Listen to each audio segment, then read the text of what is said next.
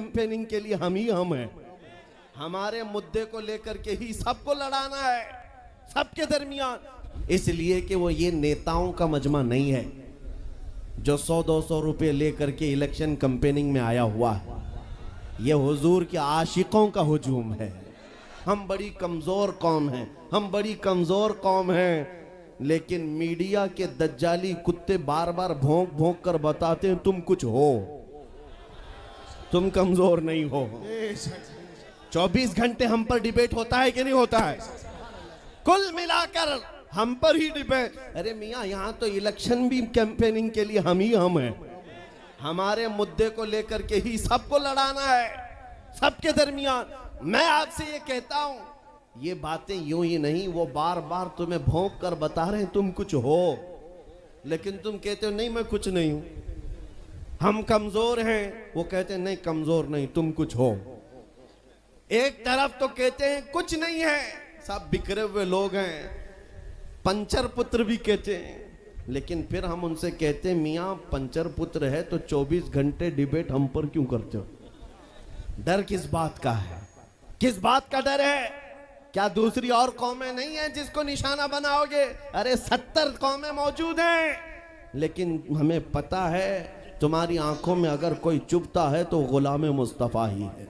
इसलिए कि उन्हें भी तारीख पता है, ये अगर निकल पड़े हैं सहरा से बगैर चप्पल के पैबंद लगे कपड़ों से तो कैसर और किसरा को भी धूल चटा सकते हैं।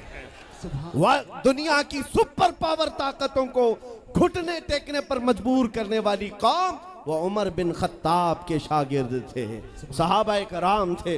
दुनिया को तारीख पता है कि ये जिस दिन पढ़ने लग गए खालिद बिन वलीद को, जिस दिन ये पढ़ने लग गए सलाहुद्दीन अय्यूबी को, जिस दिन इनको कोई कहने लग गया कि तुम्हारा कोई शिहाबुद्दीन गौरी भी था, तुम्हारा कोई औरंगजेब भी था, तो फिर ये मुर्दा और मुरझाई हुई कौम दोबारा उठने लग गई तो अच्छे अच्छों की नींद हराम हो सकती है।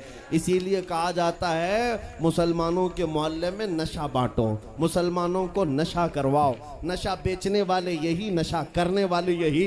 इसलिए कि ये जब तक नशा में रहेंगे हम सुकून से रहेंगे, और जिस दिन ये उठ गए तो दूसरों के सुकून के लाले पड़ जाएंगे। इसलिए मेरे अजीजों, मैं तुम्हें बेदार करने के लिए आया हूं और दुनिया की नजरों में खटकता रहूंगा, लेकिन मेरे पास जितना भी वक्त मौजूद है मैं खामोश नहीं रहूंगा इंशाअल्लाह अज़ीज़। कल को भी अगर मेरी फांसी हो जाए मुझे इस बात की परवाह नहीं है, दुनिया से जाएंगे। हमारे एक के मर जाने के बाद उन कुत्तों से कहता हूं कि इसको ये मत समझ लेना कि इस्लाम खत्म हो जाएगा। मुझ जैसे 1000 कट भी जाएं तब भी हम नारा यही लगाएंगे, इस्लाम जिंदा होता है हर करबला के बाद।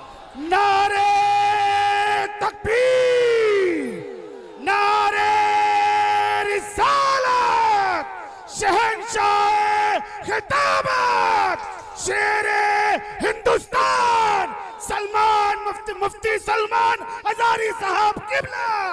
सुभान अल्लाह, सुभान अल्लाह। मेरे अजीजों, बात आज ईमान की है।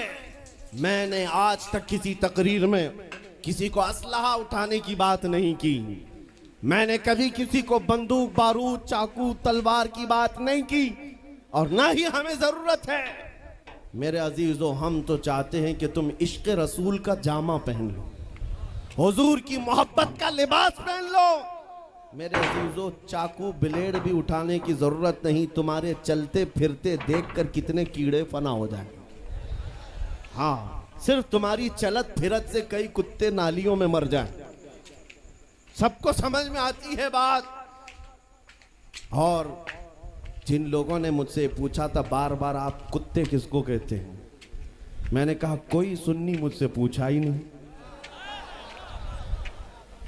किसी ने मुझसे पूछा ही नहीं। ये सारी तकरीरें सुन रहे हैं, आपने पहले ही पूछा तो कहीं ऐसा तो नहीं कि जख्म पर जाकर बात लगी हो।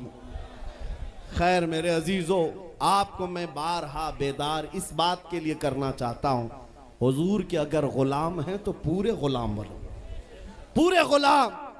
आज के दिन अगर एक नौजवान भी ये अहद कर लिया कि मैंने अपनी मर्जी से बहुत जिंदगी गुजारी है, अपनी लाइफ में बहुत इंजॉय किया है, लेकिन आज के दिन से ये तय करूंगा कि जीऊंगा तो मेरे नबी की मर्जी से जीऊंगा।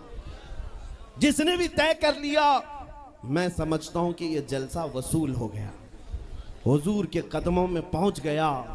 मैं बताओ ए नौजवानों, बचा क्या है हमारी जिंदगी में और क्या बाकी है? क्या चाहिए तुम्हें?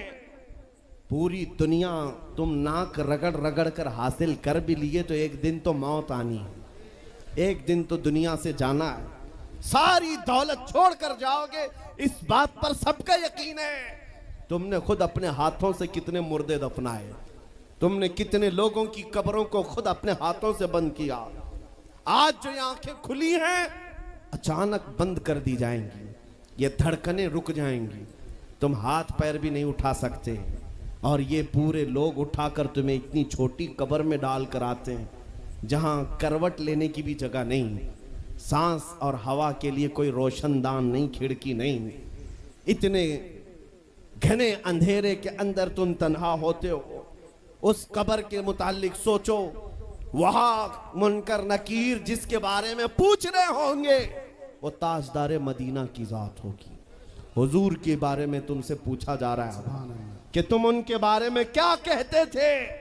इसलिए सुन्नियों, आज ही हम तैयारी क्यों ना कर लें कि कल को कब्र में हमसे फरिश्ते पूछें इनके बारे में क्या कहते थे, तो वहां पुकार कर नकीरें इनसे कहना, तुम पूछ रहे हो इनके बारे में क्या कहते थे, अरे मर के पहुंचा हूं यहां इस दिलरुबा के वास्ते। सुभान अल्लाह, सुभान अल्लाह।